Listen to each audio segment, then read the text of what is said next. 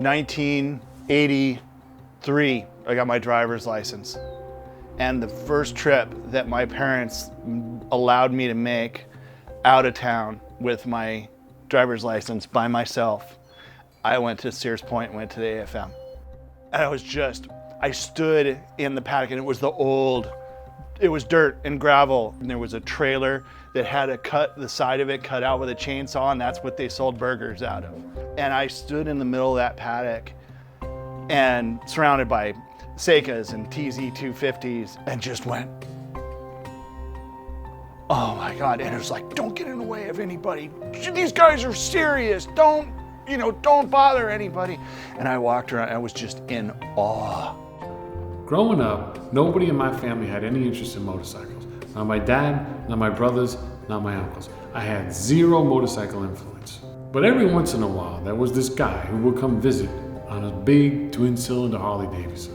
Although I have no recollection of this, legend has it that my reaction to the sound of that motorcycle coming down the street was so intense that it scared my mother. It scared my mother so much that she asked the guy, please, never come to this house on that motorcycle again. I was 2.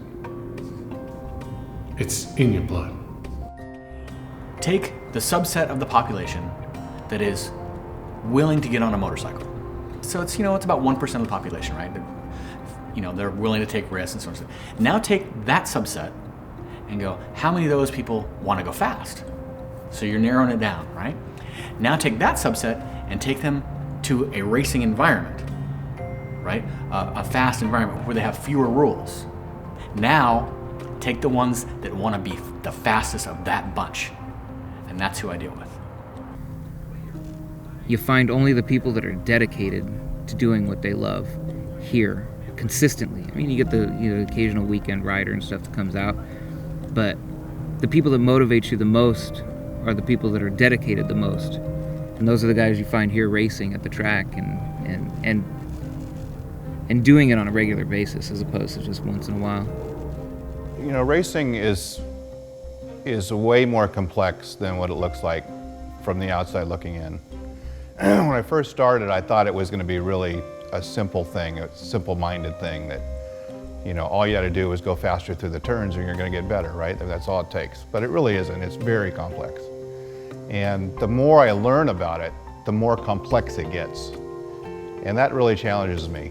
So I couldn't put my finger on one thing. Well, what's the one thing that's hard about this? It's kind of like, as soon as I conquer one thing, there's 10 more things I have to conquer. And that really keeps you on your toes.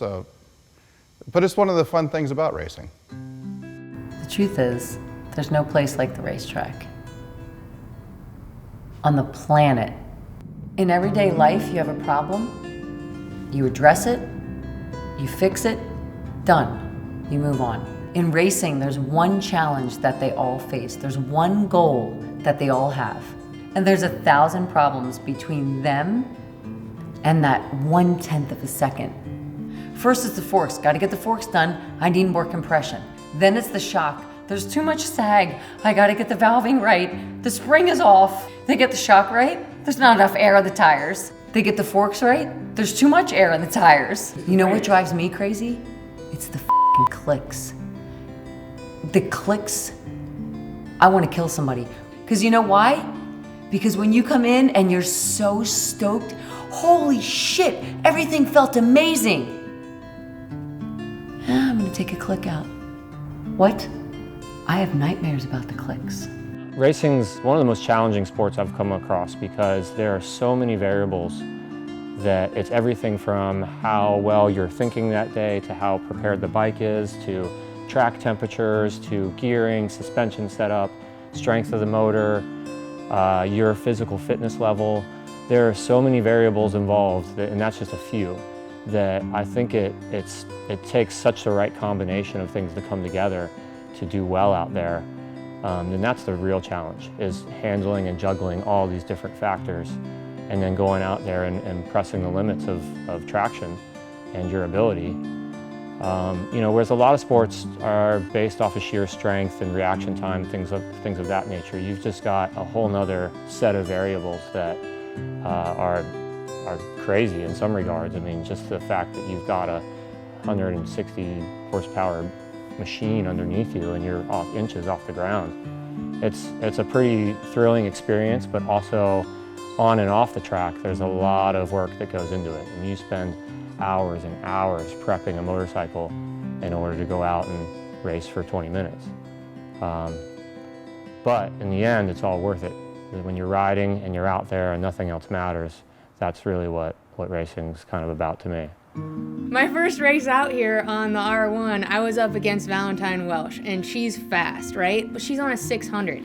And I'm just getting used to this bike, and I'm feeling like I'm going okay, right? And it's out in the AFM race, and I get a good start, and I'm out there, and I get into traffic, and as soon as I hit traffic, my mind's just blown, and along comes Valentine, just whizzes by me, and I'm like, my heart just broke because she's on a 600 and I'm supposed to be faster, but I don't have the bike set up yet, right? I don't have it figured out yet, and it was just everything that I had just to follow her, and it was so frustrating to me because I know where I should be, but I'm not there yet, and I've got to put in the work to get there, and it is so hard when you're at that spot where you know that you should be here and you're only right here.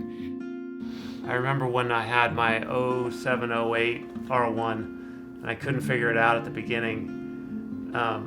We're in the garages, Berto's there, I'm talking to everyone, I'm like, I just can't figure this thing out, I'm having this trouble. And Rob Mesa walks over and says, you know what you need to do?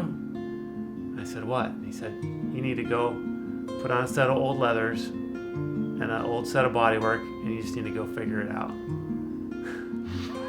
And I've never, ever forgot that. Because it's true. You have to be willing to try it, and if it doesn't work out, you have to be willing to accept the fact that that didn't work out, and I'll go fix my stuff and I'll go try something else. So you have to be willing to roll the dice. Well, I had a big crash last year during practice, and it was unfortunate because I was going faster than I ever have. And there's something about hitting the ground going 130 miles an hour and then cartwheeling through the dirt that tends to make you rethink your life. You can learn more from a crash than from an entire track day if you apply it correctly, if you hold yourself accountable and you choose to make it into a tool to make you better and make you faster. The thing is, once you do it and you go, that's it? That was so easy. Why was I so afraid of that? And you'll find yourself making time, and you just have to put aside all your inhibitions and all your things that inhibit you from doing that to actually do it. And once you do it and make it through safely, you'll be like, why didn't I do this a year ago? That really screwed with my mind a little bit, but it's starting to come back, and I'm starting to feel more confident, and I'll get it back. That's part of the thing about racing, is that you challenge yourself more than you're out there challenging the other people that you're racing with. It's really a challenge for yourself. I can't do what these guys do. I wanted to, but there's just no way. I don't have what it takes. So I shine behind the wall, and I love it. I wouldn't give it. I can't give it up. It's too much fun. I tell you, the camaraderie between the guys as they come in and they're like, yeah, baby, that's the way it works. Perfect, thanks. It doesn't get any better. It really just doesn't. Right? Front end's great. After you straightened it, I got first place. Ta-da! Dude, I'm so happy, man. Thank you. Right on.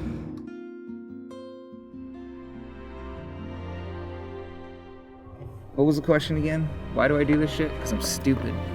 That's why. Because I'm driven by motorcycles, and I don't care whether it costs me this or costs me that. I just want to be there for it. Simple as that. I want to be there for it, for the passion of motorcycling. 2 wheels and crashes and wheelies and close passes and, all the skittering noises that I hear as bikes slide across asphalt. It enthralls me.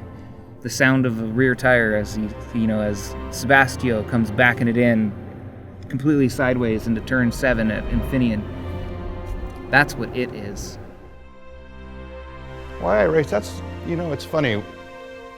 I've thought about giving it up a bunch of times, especially after crashes or my friends crash, and my daughter's worried about me. And people worry about you when you're out there, but my wife tells me it's the only place I really have a big smile on my face. So, that's what makes me happy.